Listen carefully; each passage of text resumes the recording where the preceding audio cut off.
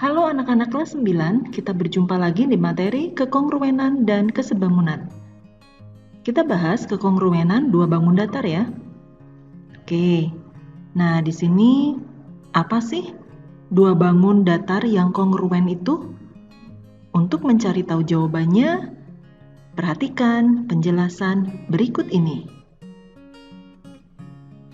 Kita punya dua buah gambar yaitu A dan B. Coba himpitkan bangun A ke atas bangun B. Kira-kira apa yang akan terjadi? Wah, ternyata bangun A dengan bangun B menjadi satu ya. Oke. Ternyata bangun A menutupi bangun B dengan tepat.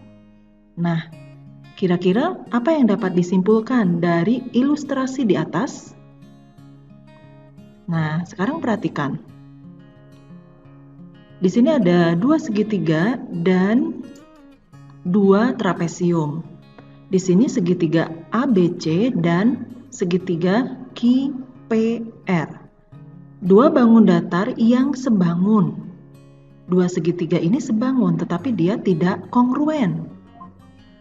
Kemudian trapesium ini, mereka adalah dua bangun datar yang sebangun dan kongruen. Kenapa? Coba kita perhatikan kembali ya. Mengapa kedua trapesium tadi disebut dua bangun yang kongruen? Kenapa? Kita cari tahu jawabannya. Karena, oke, lihat sini. Sudut-sudut yang bersesuaian sama besar. Nah, lihat. Ini adalah sudut yang bersesuaian ya. Sudut-sudutnya sama besar. Jadi kalau di sini misalnya 110 derajat, maka di sini juga 110 derajat ya anak-anak. Nah, ini juga sudut yang bersesuaian juga sama besar. Ini sudut bawah ya. Sudut bawahnya juga sama besar. Ini juga. Ya, sudut ini juga bersesuaian dengan yang sebelah sini. Oke? Nah, ada juga ini sudutnya. Juga sama besar. Kemudian, sisi-sisi yang bersesuaian sama panjang. Nah, lihat, sisi yang bersesuaian sama panjang. Sisi atas, ini juga sisi atas. Jadi meskipun nanti gambarnya dibolak-balik, dijungkir balik, tapi kita harus tahu mana yang sudut bersesuaian, mana yang sisi bersesuaian. Nah, sekarang sisi bagian bawah juga. Sisi bagian bawah ini juga bersesuaian. Ini ada tandanya ya, strip 2. Ini juga strip 2. Itu artinya sama panjang. Nah, ini juga ya sisi yang lain. Ya, ini sama panjang. Nah, ini juga begitu. Oke? Nah, sudah jelas? Baik. Kemudian, untuk memperjelas ya, apabila kedua trapesium tadi dihimpitkan atau disatukan ya, maka trapesiumnya akan saling menyatu. Ya, tidak ada sisa bagian manapun yang terlihat, jadi akan bersatu. Oke? Dua bangun tersebut saling menutupi dengan tepat. Oke. Itulah yang disebut kongruen ya. Sekarang ada beberapa contoh, anak-anak. Perhatikan, di antara pasangan bangun datar berikut ini, mana yang kongruen? Yang pertama, dua segitiga sama sisi dengan tinggi 3 cm. Yang kedua, dua trapesium dengan tinggi 5 cm. Lalu yang ketiga, dua segitiga sama kaki dengan alas 2 cm. Yang keempat, dua lingkaran dengan diameter 4 cm dan dua buah layang-layang dengan sisi tegak 6 cm.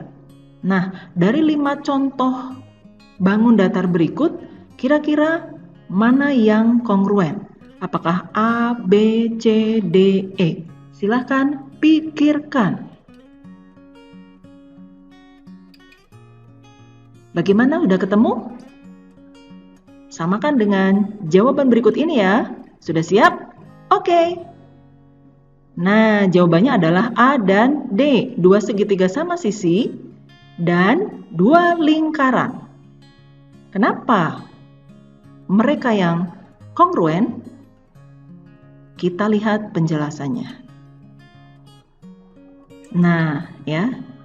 Oke, tadi yang kita pilih adalah dua segitiga sama sisi dan dua lingkaran ya.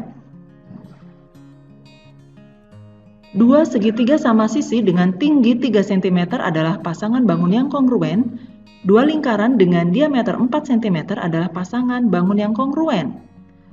Jika kita himpitkan ya masing-masing bangun datar tersebut, maka akan saling menutupi. Nah, oke, jadi itu ya akan saling menutupi antara segitiga sama sisi dengan segitiga sama sisi dengan tinggi 3 cm dan dua lingkaran dengan diameter 4 cm. Betul. Nah, jadi kesimpulannya nih.